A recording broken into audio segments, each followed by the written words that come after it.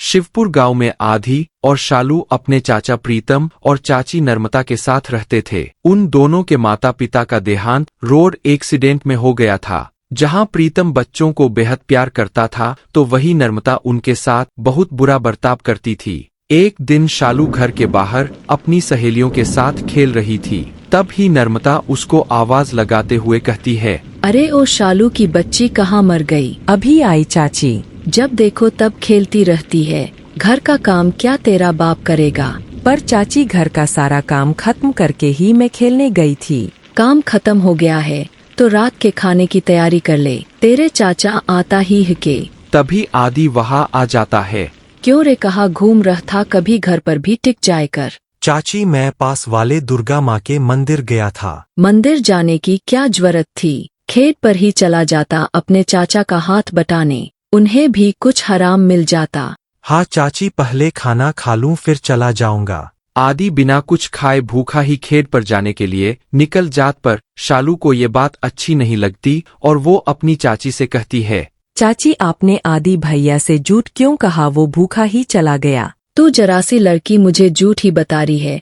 आने दे तेरे चाचा को, फिर बताते हूँ तुझे। फिर शाम को दोनों चाचा भतीजा घर वापस आते हैं। उनके आते ही नर्मता उन दोनों की खिलाफ प्रीतम के कान भर देती है, जिससे वो उन दोनों को घर से बाहर निकाल देता है। रात को ठंड में दोनों सड़क पर चले जा रहे थे। तब ही शालू कहती है, आदि भैया अब हम क्या करेंगे? हम कहाँ जाएंगे? तू चिंता मत कर शालू, तुझे याद नहीं जब हम पर कोई भी मुसीबत पड़ती थी तो माँ क्या करती थी? मुझे तो कुछ भी याद नहीं भैया, मैं तो बहुत छोटी थी ना। आप ही बता दो क्या कहती थी हमारी माँ? माँ हमेशा कहती थी कि माँ दुर्गा का सदा ध्यान करना चाहिए, उनकी पूजा करने वालों पर कभी कोई मुसीबत नहीं आती। चल अब हम सीधा माँ दुर्गा के ही मंदिर चलते हैं। इतना कहकर दोनों बच्चे माँ दुर्गा के मंदिर चले जाते हैं और भूखे प्यासी रात को वही जमीन पर सो जाते हैं। अगले दिन सुबह जब पंडित मंदिर का दरवाजा खोलकर अंदर आते हैं तो उन दोनों से पूछते हैं, अरे तुम लोग यहाँ कैसे आए? फिर वो दोनों अपनी सारी कहानी पंडित को बताते हैं।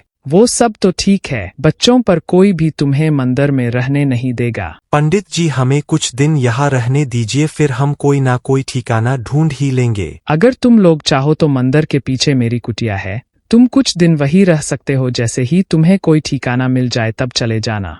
इसके बाद आदि और शालू पंडित जी की कुटिया में ही रहने लगे। आदि मंदिर के साफ सफाई करता तो शालू माँ के लिए फूलों की माला बनाने का काम करती। ऐसे ही कुछ दिन बाद बीत जाते हैं। एक रात आदि के सपने में माँ दुर्गा आती है और उससे कहती है, वक्त तुम दोनों भाई बहन की भक्ति से मैं बेहद प्रसन्न हूँ। अभी तुम दोनों को बहुत कार्य करने, अपने माता पिता का नाम रोशन करना है। इसीलिए कल सुबह होते ही अपनी बहन को लेकर उत्तर दिशा की ओर चलते रहना, तभी तुम्हारे मंजिल मिल जाएगी। आदि चौंक कर उठकर बैठ जाता है, लेकिन जैसे ही वो अपने अगल बगल देखता है तो वहाँ कोई नहीं होता। अगले दिन सुबह वो पंडित जी को सारी बात बताता है। पंडित जी ने उन्हें खाना और कुछ पैसे दे दिए। दोपहर होते होते वो दोनों चलकर काफी दूर निकल आए थे। फिर दोनों एक पेड़ के नीचे बैठकर खाना खाने लगे। तब ही उनके पास एक भिखारी आता है। फिर आदि और शालू अपने खाने में से थोड़ा थोड़ा उस भिखारी को भी दे देते हैं। बच्चों, तुम दोनों ने खुद आधा पेट खाकर मुझे खाना दिया है। मेरे पास तुम्हें देने को तो कुछ नहीं है, पर आज मैं तुम्हें ऐसा मंत्र बताता हूँ जिसका जाप करके तुम जो भी काम करोगे उसमें सफलता तुम्हें जरूर मिलेगी। पर बाबा आपको इस मंत्र के बारे में कैसे पता? तू यह मंत्र याद कर ले बस, फिर देख तेरी जिंदगी संवर जाएगी।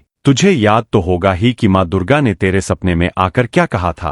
लेकिन आप इस बारे में कैसे जानते हैं बाबा कि दुर्गा माँ मेरे सपने में आई थी और उन्होंने क्या कहा था? तभी वो भिखारी हनुमान के रूप में प्रकट हो जाते हैं। ये श्री राम। बच्चों, माँ दुर्गा के आदेशा अनुसार मैं हमेशा तुम लोगों के साथ रहूंगा और तुम दोनों के ऊपर कोई कष्ट नहीं आने दूंगा। इतना कहकर हनुमान जी अंतर ध्यान हो जाते हैं। कुछ दूर आगे चलने पर एक गांव आता है जहां एक दुकान के बाहर हेल्पर की आवश्यकता है का नोटिस लगा हुआ होता है। ये देखकर आदि और शालू उस सेठ की दुकान में काम करने लग जाते हैं। आदि जहां कपड़े बेचने का काम करता है, वही शालू उस दुकान में साफ सफाई के साथ साथ चाय पानी देने का काम संभाल लेती है। कुछ समय बाद आदि और शालू सेठ जी से कपड़े लेकर गाँव-गाँव बेचने निकल पड़ते हैं। उनके कपड़े हाथों हाथ बिक जाते हैं। सारा काम अच्छे से सीखने के बाद थोड़े थोड़े पैसे जमा करके आदि और शालू खुद की कपड़ों की दुकान खोल लेते हैं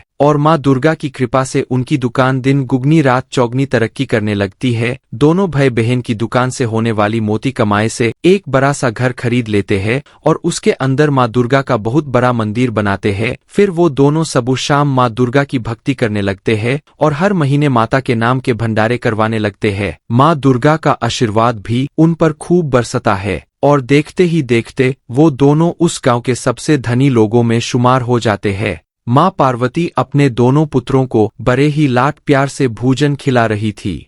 ये निवाला गणेश का और ये निवाला कार्तिकेय का। माता श्री लड्डू तो सचमुच बहुत ही स्वादिष्ट है। माता श्री, ये गणेश एक बार में कितने लड्डू खा जाता है? मेरे तो सिर्फ 2 ही खत्म हुए हैं। मुझे और लड्डू चाहिए। माता श्री, पहले मुझे दो। पहले मुझे। ये मैंने लड्डू उठा लिए, अब तो मुझे पकड़ के दिखा। देखा माता श्री, गणेश सारे लड्डू उठा कर ले गया। अभी इसे पकड़ता हूँ। कार्तिकेय, मैं तो यहाँ हूँ, कितने स्वादिष्ट लड्डू है। तुम दोनों खेलो, मैं वहाँ बैठती हूँ। रूप गणेश, आज मैं तुझे पकड़ कर ही रहूंगा। नहीं कार्तिकेय, तुम मुझे नहीं पकड़ पाओगे। माता श्री देखो न, गणेश बार बार अदृश्य हो जाता है। मैं उसे पकड़ भी नहीं पाता हूँ। नारायण नारायण। अच्छा, तो गणेश और कार्तिकेय देवी पार्वती के समक्ष क्रीड़ा कर रहे हैं। प्रणाम देवर्षि नारद, कहिए कैसे आना हुआ? देवी पार्वती, मैं तो आपको ये दिव्या आम देने आया था। आम तो मैं ही खाऊंगा। नहीं, मैं तुमसे बड़ा हूँ इसलिए यह आम मैं खाऊंगा। नहीं, मैं तुमसे बड़ा हूँ इसलिए यह आम मैं खाऊंगा। अरे अरे, तुम दोनों क्यों आपस में लड़ रहे हो? मेरे लिए तो दोनों पुत्र बराबर है, इसलिए लड़ो नहीं। देवी पार्वती, आम तो मैंने आपको दे दिया और अब ये दोनों में से कौन बड़ा है? इस गुत्थी को सुलझाने के लिए तो भगवान भोलेनाथ ही कुछ कर सकते हैं। वो देखिए, भोलेनाथ आ गए हैं। देवर्षि नारद, आज कैलाश पर क्या हुआ? मेरे दोनों पुत्रों में किस विषय पर बहस हो रही है? अच्छा हुआ प्रभु आप आ गए। इन दोनों को अब आप ही समझाइए। मुझे आज्ञा दीजिए प्रभु, अब मैं चलता हूँ। नारायण नारायण। पिताश्री, मैं गणेश पे बढ़ा हूँ इसलिए ये आफल मुझे ही मिलना चाहिए। पिताश्री, आप ही बताइए, मैं कार्तिकेयन बढ़ा हूँ इसलिए आम फल मुझे ही मिलना चाहिए।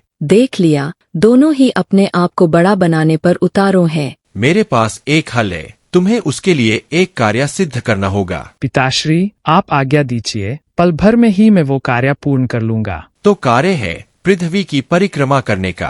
तुम दोनों में से जो भी सबसे पहले 3 बार पृथ्वी की परिक्रमा करके सबसे पहले कैलाश पर्वत पर लौटेगा, उसे ही बड़ा भाई होने का अधिकार प्राप्त होगा। वही विजेता भी बनेगा और दौड़ के विजेता को उसके इनाम के रूप में थल मिलेगा। फिर तो विजेता मैं ही बनूंगा माताश्री। पिताश्री, मुझे आशीर्वाद दीजिए। कार्तिकेय तुरंत अपने दिव्य वाहन मोर पर सवार हो गए और आकाश में उड़ते हुए चले गए। उन्होंने अपने रास्ते में आने वाले हर पवित्र स्थल का दौरा किया और देवताओं से प्रार्थना की। भगवान गणेश जानते थे कि वो भारी है और उनकी सवारी चूहा कार्तिकेय के मोर जितना तेज नहीं दौड़ सकता। अगर वो दुनिया का चक्कर लगाते हैं तो अपने भाई को कभी नहीं हरा पाएंगे। उन्होंने अपने बुद्धि का उपयोग किया और अपने माता बेटा को एक साथ बैठने के लिए कहा। माताश्री, पिताश्री, क्या आप दोनों वहाँ एक साथ विराजमान हो सकते हैं? पुत्र गणेश, तुम पृथ्वी की परिक्रमा में नहीं जा रहे हो क्या? तुम्हें प्रतियोगिता में भाग नहीं लेना। पार्वती, हमारे दोनों ही पुत्र बहुत बुद्धिमान और होनहार हैं। गणेश